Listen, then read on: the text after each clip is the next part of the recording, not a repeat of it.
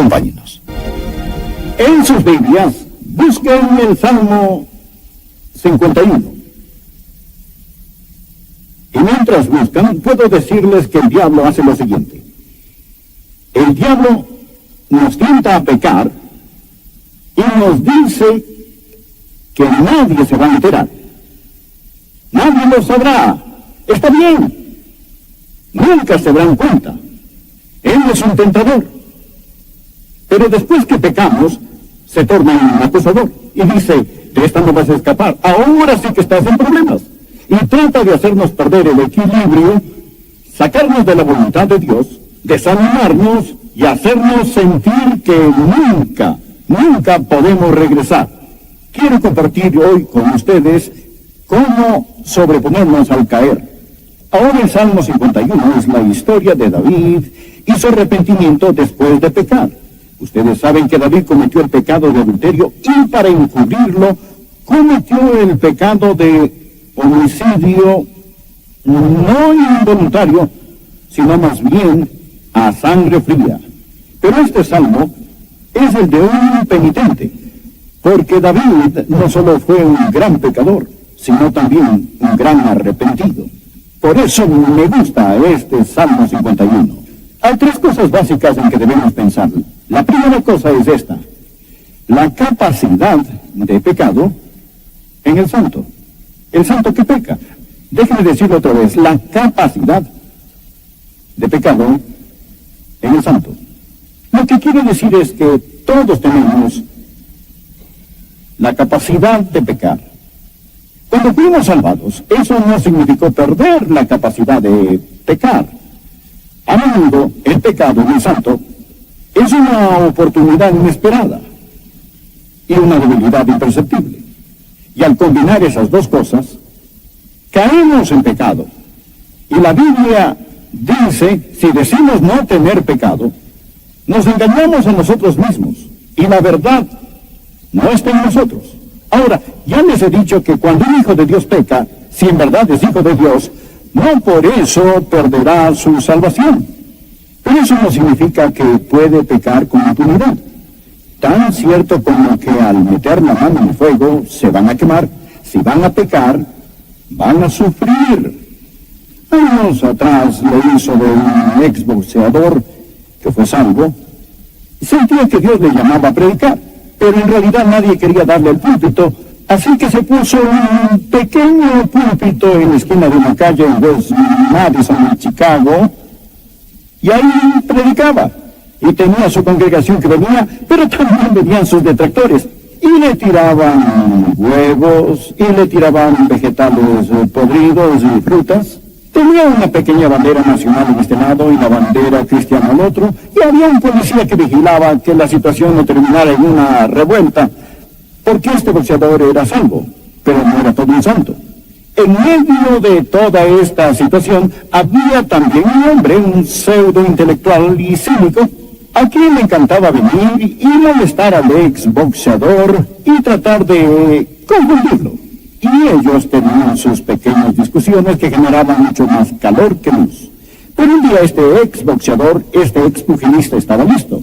Dijo, tú dices que la Biblia no es verdad. Y el otro dijo, así es pura mentira. Le dijo, bueno, si puedo probar que al menos un versículo de la Biblia es verdad, ¿pedirías perdón? El hombre dijo, sí.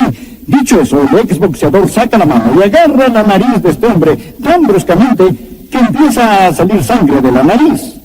Luego se enderezó, abrió su Biblia, Proverbios capítulo 30, versículo 33, y leyó, el que recio se suena las narices, sacará sangre. Y dijo, tienes que admitir que es verdad. Quiero que me pidas perdón. Y añadió, todo el versículo lee, el que bate la leche sacará mantequilla, y el que recio se suena las narices sacará sangre. Y hoy les quiero decir que tal como se saca mantequilla al batir la leche y sale sangre al maltratar la nariz, si van a pecar, van a sufrir. Que nadie piense que la seguridad eterna del creyente es una oportunidad para estar en pecado. No es así. Si van a pecar, van a sufrir, sea si son salvos o estén perdidos. Ahora, sigamos, no solo hay la capacidad de pecado, sino las consecuencias del pecado. ¿Qué pasa cuando un cristiano peca? Quiero mencionar varias cosas. Vean el Salmo 51. David dice: ten piedad de mí, oh Dios, conforme a tu misericordia, conforme a la multitud de tus piedades, borra mis rebeliones. Lávame más y más de mi maldad y límpiame de mi pecado. La primera cosa que el pecado hace en la vida del cristiano, la primera consecuencia es que mancha el alma. Mancha el alma. David dice: lávame, límpiame. ¿Por qué pidió David eso? Se sentía sucio. No sucio físicamente, era el rey. Se bañaba en su bañera de mármol, dormía sobre sábanas de seda, se vestía como un rey, pero se sentía sucio, hecho un asco, mugriento. ¿Sabe que esa es una forma de saber si son salvos? No si pueden pecar o no, pero ¿su pecado le hace sentir sucio? Es que hay una diferencia entre un hijo de Dios y un hijo del diablo. El hijo del diablo peca y no le molesta. Puede usar el nombre de Dios en vano y al reprenderlo dirá: ¿qué dije? ¿O qué hay de malo en eso? No le molesta el pecado. Hay una diferencia entre un hijo de Dios y un hijo de Satanás. Es como un cerdo en el lodo. Y ustedes saben que ningún cerdo se ha sentido sucio. Ningún cerdo ha dicho: ay de mí que estoy sucio. Una oveja que cae en el lodo quiere salir, pero el cerdo se queda ahí porque es su naturaleza. No se siente sucio. La diferencia entre un hijo de Dios y un hijo del diablo es esta: cuando el hijo de Dios cae en pecado, lo detesta. El hijo del diablo corre al pecado y le encanta. David pecó, pero se sentía sucio, mugriento. Dijo: oh Dios, lávame, límpiame. Acérquense, les quiero decir algo. Si pueden pecar y ese pecado no les moleste en nada, dudo que jamás han sido salvos. Dudo que tengan el Espíritu Santo viviendo en ustedes. Esa es la primera consecuencia. La segunda cosa que hace el pecado no solo mancha el alma, sino que satura la mente. Fíjense el versículo 3. Porque yo reconozco mis rebeliones, y mi pecado está siempre delante de mí. Siempre delante de mí. Noche y día, día y noche. Lo que David hizo resonaba en su alma y en toda su conciencia. No podía olvidarlo. Estaba ahí. Es una marca indeleble. Es una herida en su alma. Satura su mente. Y si pueden pecar y olvidar ese pecado, dudo que jamás han sido salvos. Porque el Espíritu Santo les va a recordar de ese pecado. David dice: mi pecado está siempre delante de mí. ¿Significa, Pastor Rogers, que si peco las 24 horas estaré pensando en eso? Quizá no conscientemente, pero sí subconscientemente. Si no lo deja entrar por la puerta, dará vuelta a la casa y entrará por la ventana. Y lo verá como una jaqueca. Lo verá al no poder concentrarse. Lo verá como un humor insoportable. Lo verá al no poder orar. Lo va a ver en otras formas. No digo que si tienen jaqueca es porque han pecado, pero hay gente que la tiene porque sí han pecado. Su pecado está delante de ellos. Está ahí. Satura la mente. Hay dos tipos de heridas que puede sufrir el alma humana. Una es culpa y la otra es dolor. Esta semana pasada he tratado con gente que está en dolor. Anoche estuve hablando con una amada hermana de nuestra iglesia, cuyo esposo murió y fue al cielo. Su corazón está herido por el dolor, pero no por la culpa. El dolor es una herida limpia, y como es una herida limpia, sanará. Es una herida abierta, profunda, duele, pero sanará, porque es una herida limpia. La culpa es una herida sucia. Está infectada, inflamada y contaminada y nunca sanará hasta ser limpiada. ¿Qué hace el pecado? Mancha el alma, satura la mente, y la tercera consecuencia es esta, quema la conciencia. En el versículo 4, contra ti solo he pecado y he hecho lo malo delante de tus ojos. David está consciente de su error. David no está clamando contra el castigo, está clamando contra el pecado. Dice, Dios mío, he pecado contra ti. Algunos dirán, David pecó contra su reino, cierto. Dirán, David pecó contra su familia, cierto. O dirán, David pecó contra su cuerpo, cierto. David pecó contra su esposa, cierto. David pecó contra sus hijos, sí, es cierto. Pero no es eso lo que más le molestaba a David. David era un hijo de Dios y dijo, Dios, contra ti solo he pecado. Y David entendía lo que es el pecado. Es insultar al Dios Santo, al Dios que lo amaba, al Dios que lo redimió. Ahora pongan atención. Si lo único que temen es el castigo de su pecado, dudo que son salvos. Si son hijos de Dios, al pecar, no pecan, no lloran porque van a ser castigados, lloran porque han deshonrado a su Dios. Contra ti solo he pecado y he hecho lo malo delante de tus ojos. Oh Dios, estoy avergonzado, he pecado contra ti. No solo Dios, rompí tu ley, rompí tu corazón. Y esa es la diferencia entre un esclavo y un hijo. Un esclavo, al desobedecer, teme el látigo de su dueño. Pero un hijo, al desobedecer, si ama a su padre, teme desagradar a su padre y le duele ver que ha roto el corazón de Dios. ¿Su pecado les molesta así? Cuando pecan dicen, Dios mío, he pecado contra ti y mi conciencia me arde. Créanme, ningún torturador, el poema lo dice, iguala el miedo de dolor inexpresable con el dolor de quien dio noche sin descansar, lleva a su propio acusador en el alma. Y no podrán tener el gozo del Señor si al caer escogen alejarse de Dios. Miren a David, un hijo de Dios, y se siente miserable. Les diré otra consecuencia. Amarga el espíritu. Versículo 10. Cree en mí, oh Dios, un corazón limpio y renueva un espíritu recto. Su espíritu estaba mal. ¿Han visto a una persona caída con un espíritu amargo? ¿Saben que prefiero estar con un típico pagano no creyente que estar con un cristiano caído? Personas caídas.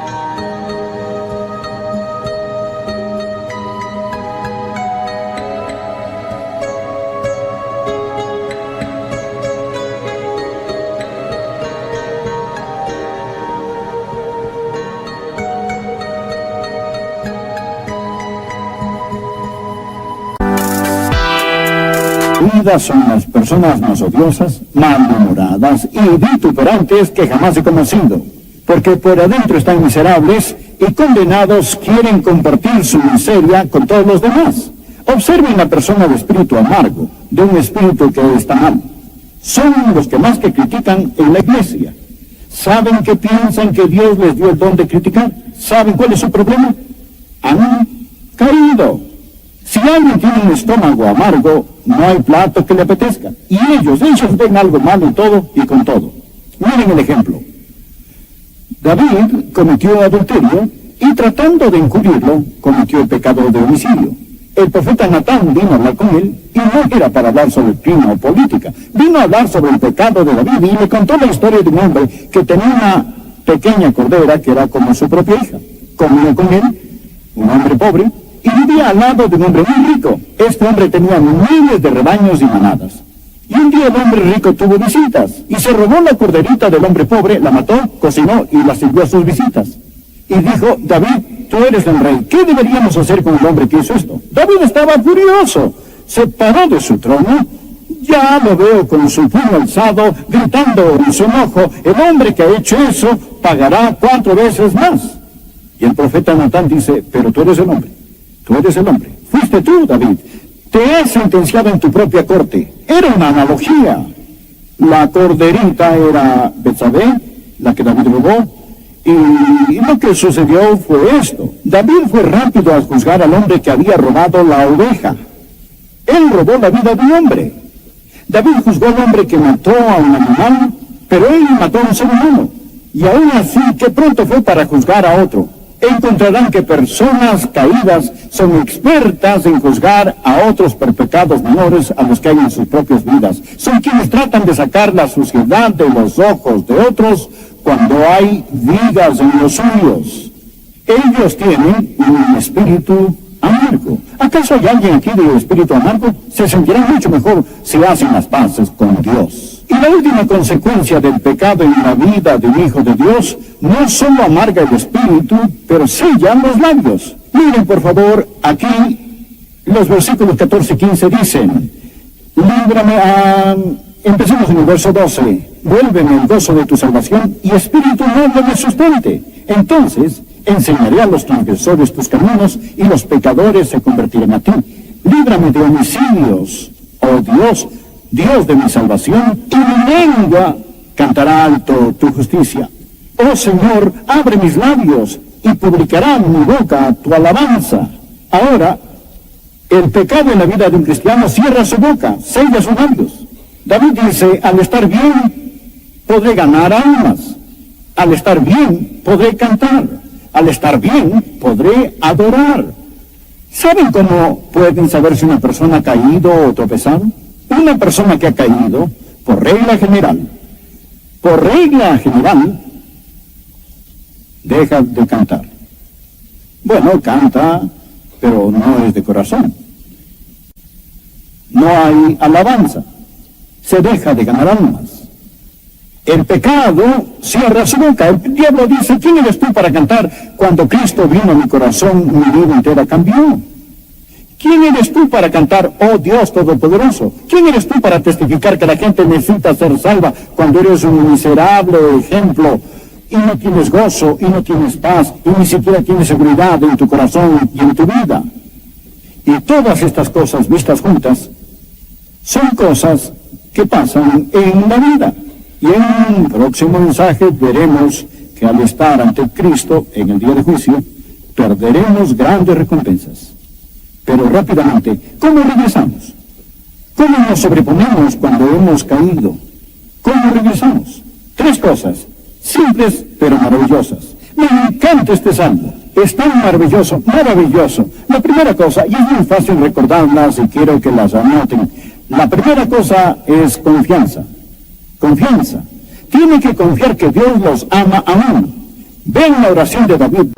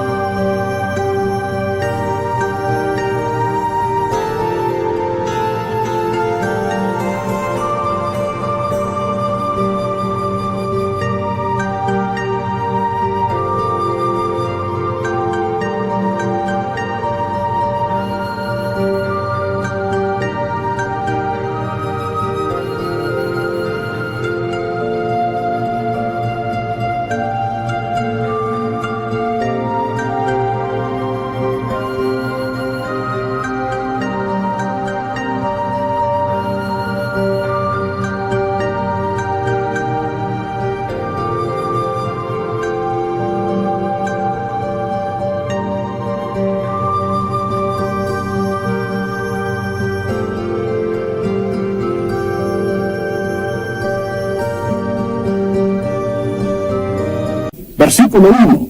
Ten piedad de mí, oh Dios, conforme a tu misericordia. Conforme a la multitud de tus piedades, borra mis rebeliones. David confiaba en su Dios. David sabía, escuchen esto, David sabía que para la multitud de pecados había una multitud de piedades. ¿Lo ven? Conforme a la multitud de tus piedades. David sabía que era pecador, pero también sabía que Dios es misericordioso. El diablo les dirá, si han pecado gravemente, el diablo les dirá que ya no le importan a Dios. El diablo les dirá que no tienen esperanza. El diablo les dirá que Dios los ha abandonado. Pero eso es mentira. No importa lo que hagan, Dios nunca dejará de amarles. Amigos, recuérdenlo, no le hagan caso al diablo. David confiaba en Dios y Dios les ama a ustedes hoy. No importa lo que han hecho, cuántas veces han caído, no creo que nadie aquí de tus piedades. Su gracia basta para el pecado. Amén. Su gracia basta para el pecado. Su gracia basta para el pecado. Eso es confianza. Segundo, la confesión. Miren lo que dice en el versículo 3. Porque yo reconozco mis rebeliones y mi pecado está siempre delante de mí. Contra ti solo he pecado y he hecho lo malo delante de tus ojos, para que seas reconocido justo en tu palabra y tenido por puro en tu juicio. Esto es confesión. La Biblia dice en 1 de Juan 1:9, si confesamos nuestros pecados, Él es fiel y justo para perdonar nuestros pecados y limpiarnos, aleluya, de toda maldad. No es tan solo admitir el pecado, es confesarlo. Él dice, he pecado contra ti. Hay una cosa que Dios no acepta para el pecado, amigos, y eso es una excusa o cortada. David pudo haber dicho, no fue mi culpa. Mi esposa no me ama como lo merezco. O dicho, no fue mi culpa. ¿Quién manda a Betsabé a bañarse donde todos puedan ver? O, pero esa es mi debilidad. Dios, tan solo somos humanos. Tengo un desorden glandular. Y con esto, bueno, pudo haber dado mil y una excusas. Una cosa que Dios no acepta para el pecado es una excusa. Pero confesión es estar de acuerdo con Dios. Hay que decir, yo soy culpable. No mi hermano ni mi hermana, pero yo, Dios, necesito intercesión. Esa es una confesión franca. Es la confesión que Dios quiere. Si tratamos de esconderlo, Dios lo descubre. Pero si lo mostramos, Dios lo esconde. Y luego nos limpia y perdona. Y ahora la tercera. Miren esto. Primero, confianza. Segundo, confesión. Tercero, limpieza. Dice en el versículo 2, lávame más y más. Y en el versículo 7 dice, purifícame con hisopo y seré limpio. Lávame y seré más blanco que la nieve. Lávame, límpiame. Borra mis rebeliones, dice. Cuando las borra para siempre. Ya no hay nada, queda borrado. Ya no está ahí. Simplemente las borra para siempre. Enterradas en el olvido de Dios, para nunca ser mencionadas. Si alguien las menciona, es el diablo que las menciona o su conciencia que las menciona. Pero de seguro no es Dios. Él las borra. Por eso dice, lávame de la contaminación del pecado. Y luego dice, purifícame. Y eso es del poder del pecado. No solo quita el castigo, no solo quita la contaminación, pero literalmente nos purifica por dentro. ¡Aleluya! ¡Aleluya! Detergente de triple acción.